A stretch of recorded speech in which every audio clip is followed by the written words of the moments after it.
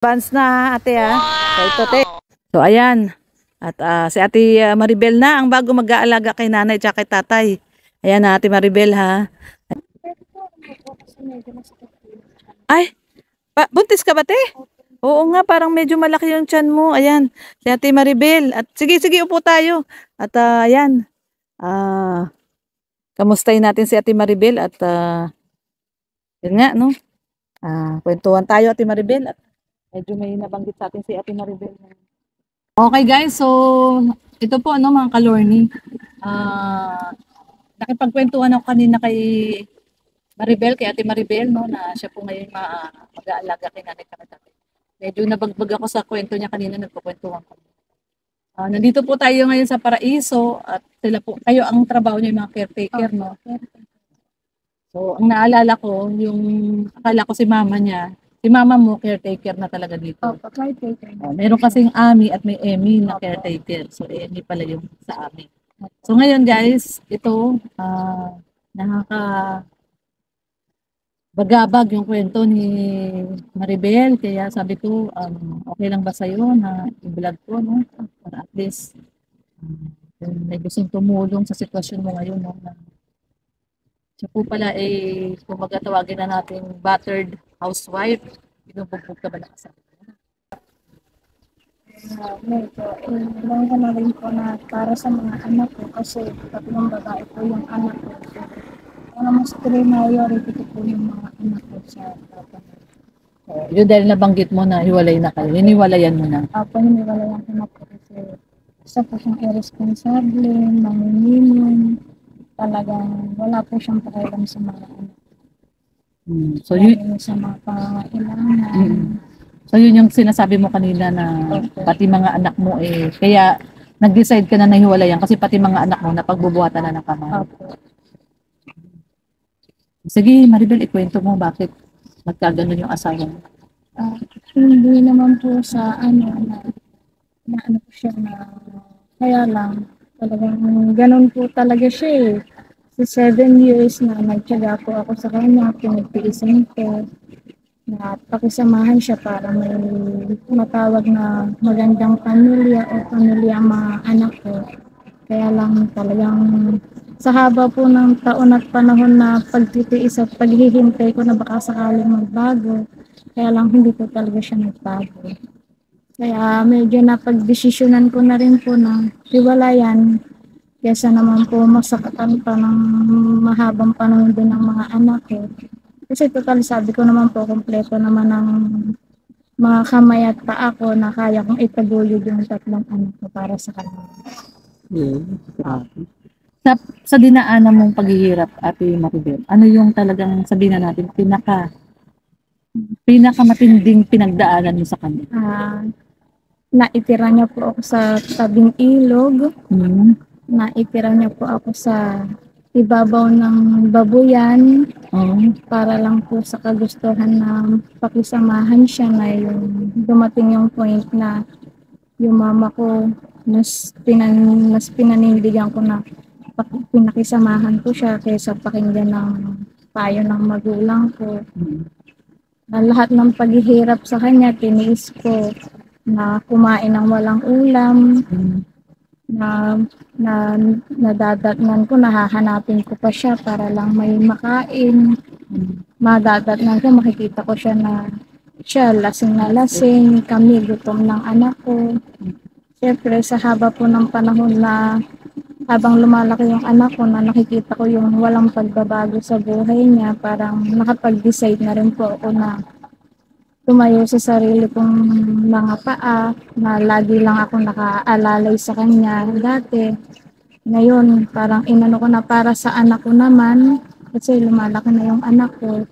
So, nag-decide po ako na bumalik sa magulang ko kapalit ng pakikipaghiwalay sa kanya na hindi siya makakaano sa bahay namin.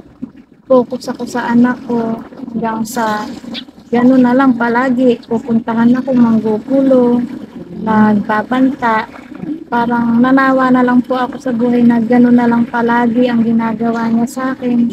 Na-experience ko rin po na para akong sa sarili kong asawa, parang naging bayaran ako para lang sa pangangailangan ng mga anak ko, na experience ko na nagtatrabaho siya. Di ko alam kung para sa amin, para sa anak ko, na para lang maibigay ko rin ang pangangailangan ng mga anak ko, nag-ibig para bayaran ako sa sarili kong asawa, para lang maibigay ko yung pangangailangan. Kaya sabi ko na parang bakit ako dumating sa point na ganito na parang sarili kong binababa ko, na para ko naging babaeng bayaran sa sarili kong asawa para lang maibigay ko yung panos ko sa mga anak ko. So, parang nilabanan ko yung ganon na nasabi ko, sige, magtitiis ako sa ganon ko munang sitwasyon hanggang sa makakuha ko ng puhunan sa kanya. Nag-fishbowl ako, nagbalot ako, naggulay ako para sa mga anak ko, para maibigay ko yung mga pangangailangan nila sa lahat. Lahat ng hirap talagang tiniis ko para sa mga anak ko, maibigay ko yung pangangailangan nila.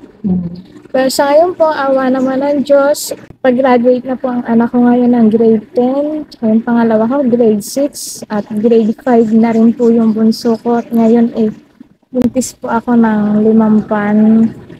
Medyo nakakaano naman po sa ngayon dahil nagsisikap pa rin po magtinda ng gulay, tinapa, dyan po sa kalsada para na rin sa pakikipagsapalaran. So, yung ibig sabihin, bakit nabuntis ka? Dahil kala ko naghiwalay na kayo. Ano po, bali, nakakilala po ako ng binata at bata. Ngayon? Sa ngayon po. 4 years po kami pero dahil po kasi 39 years old na po ako, so nag-decide ako na bigyan ko siya ng isang. So, iba yung tatay nito, hindi natin. So, yan nga po yung istorya ni Ate Maribel na talagang nagtiis para sa kanilang 3 anak, no, na siya ngayon ay hiwalay na sa asawa. At sariling tinataguyod, no? Sarili mong tinataguyod yung 3 mong anak, no? Sobrang sipag. Nagke-caretaker ka dito, no, Ate Maribel? Tapos nagtitinda ka ng fishball, ng gulay, kung anong Gulay po. kung anong maitinda. Tinapa. Maitinda. Kung anong maitinda ni Ate Maribel ay tinitinda niya, no? Sobrang sipag. Bilib ako sa Ate Maribel, saludo ako sa sobrang sipag mo.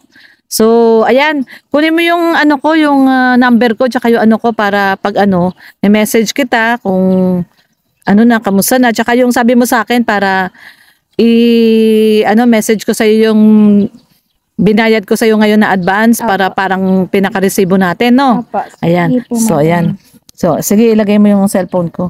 Bakit ganyan yung cellphone mo? Bakit parang sira? Madam, nabasag po kasi. Nabasag? Saka meron po siyang yung nag-dark na po yung kulay niya. Oo nga, wala na makita. Kasi po nahulog po siya. Nabagsak po sa pag-gawa ng mga anak ko kasi po nagmo-module po sila. Oo. Medyo sabay din po kasi yung po nila ng module. Kaya po, yun. So, nagmo-module daw yung mga anak ni ate 3, nag-aagawan ng cellphone, kaya nabasag yung cellphone ni ate. Nagtsatsaga siya, dilim-dilim, ginaganon pa niya para makita. Kasi nag-dark na yung screen. At saka napansin ko lang kay Ate Maribel, no, talagang sobrang sipag siya kasi tingnan mo yung kamay ng masipag. Pakita mo daw ate yung kamay mo, di ba? Nagkukot-kot siya ng mga lupa dito, naglalagay ng mga pataba.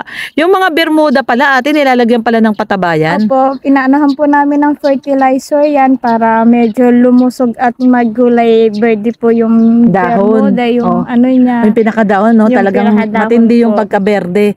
Dahil pala sa fertilizer yun. Opo, tsaka po araw-araw na pagdidilig para hindi po matuyo yung bermuda niya. Kasi wala rin po kasing pag pinelterlizer mo lang siya tapos di mo siya dinidiligan. Bali, mamamatay din po siya. Ayun. So, ayan guys. At talaga naman napakasipag ni Ate Maribel. So, yun. Ayan, sige, Maribel, lagay mo na lang yung ito yung binigay namin sticker sa'yo. Ayan, binigyan natin siya ng sticker. Pag doon mo na lang ako i-message, ha? Sige po. At saka yung binigay nating pera kay Ate Maribel. Ayan. So, babalikan kita, Ate Maribel, sa April 14. Ayan, kasi birthday naman ni nanay sa April 14. So, titingnan ko yung yung gawa ni Ate Maribel. Kasi guys, sa mga hindi nakakaalam, doon po sa puntod po ng nanay at tatay ko pangatlo na kayo, no? Pangatlo ka na ngayon Opo, na caretaker. caretaker. Sana ngayon hindi na tayo magpapalit. Si Ate Maribel na talaga forever ang caretaker natin.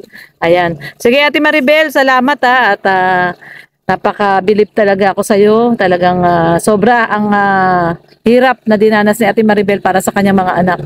At syempre siya na rin mismo, no, dahil binubugbog ka pala ng asawa mo, no? Napaka nakakabilib ka. Salamat Ate Maribel at magkikita naman tayo sa April 14 ha. Sana makilala ko yung mga anak mo. Sige Ha? po. Thank you po. Ayan.